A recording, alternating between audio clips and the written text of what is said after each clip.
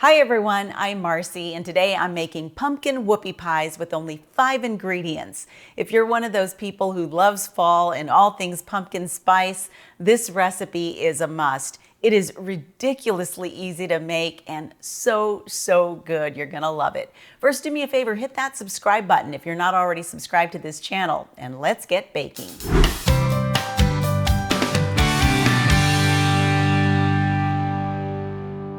I live in an area where we really don't get a fall season, so I make up for it by decorating my house with tons of fake pumpkins everywhere. And of course, I like to do a lot of baking, so my house will look and smell like fall, even if it is a fake fall. And this is one of those recipes that's perfect this time of year. All you need is 1 box of spice cake mix. And if you can't find spice, you can use a yellow cake mix. You'll also need 1 15-ounce can of pure pumpkin puree and ½ a cup of vegetable oil. Now these 3 ingredients are just for the pumpkin cookies. Then you'll need the 2 other ingredients for the whipped cheesecake filling. And all you'll need is 1 small box of instant pudding in cheesecake. If you can't find cheesecake, you can use vanilla as well. And this is a small box, only 3.4 ounces. And then you'll need 2 cups of heavy whipping cream. And that's it. It doesn't get any easier. So let's get started. First, preheat your oven to 350 degrees and line your cookie sheets with parchment paper. Then in a large mixing bowl, combine the cake mix, the pumpkin puree, and the oil. You can mix this with a spoon, but I'm using an electric hand mixer to make things even easier.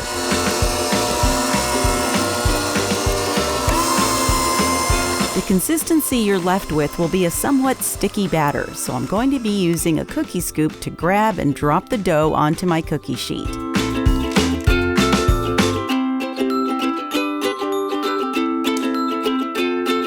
It should be about 2 tablespoons of batter for each cookie.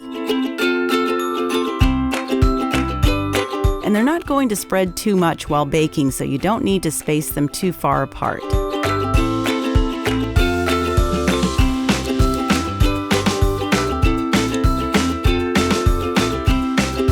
Once you've spooned all the batter onto your cookie sheets, place them in the oven to bake for 12 to 15 minutes.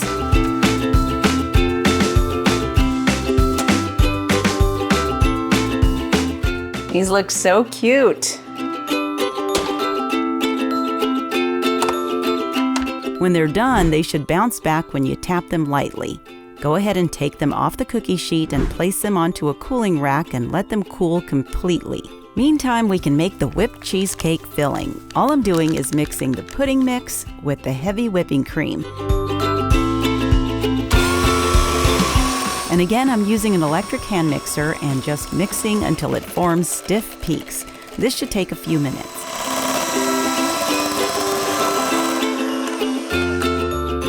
This thickened up nicely, and I gotta tell you, it tastes really good too. Now, another alternative is you could take a tub of Cool Whip and a container of marshmallow fluff, mix that together. Again, only 2 ingredients there, and it works wonderfully in this recipe. But right now what I'm gonna do is put this filling in a pastry bag so that it makes it easier for me to squeeze this onto my cookies. Now, if you don't have a pastry bag, just use a Ziploc bag and cut one of the corners and use that as a tip. If you don't want to do that, you can just spread with a knife. It all works. Just make sure the cookies have completely cooled so they don't cause the filling to melt. And squeeze or spread enough to cover the flat side of a cookie, then top it off with another cookie, and you've got a whoopie pie. Doesn't that look great? Let's make the rest.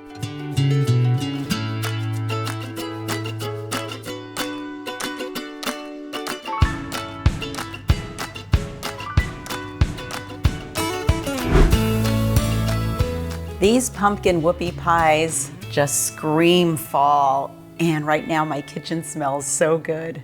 I can hardly wait to try it. In fact, let me bite into one right now. Kind of have to squeeze it together. Yum. The cookie is just pumpkin spice. It's cakey and it's spongy. And then you've got this sweet cheesecake filling in the middle. Really is wonderful. If you have a sweet tooth like I do, you kind of have to be careful because you're going to want to eat the whole batch. And by the way, you're going to want to store these in the refrigerator. Just know that you'll be making a couple of trips to the refrigerator to grab another one. I hope you try this. Thanks so much for checking out this video. If you liked it, be sure to give it a thumbs up and subscribe if you haven't already. You can also follow me at Marcy Inspired on Instagram and Facebook. Until next time, blessings from my kitchen to yours.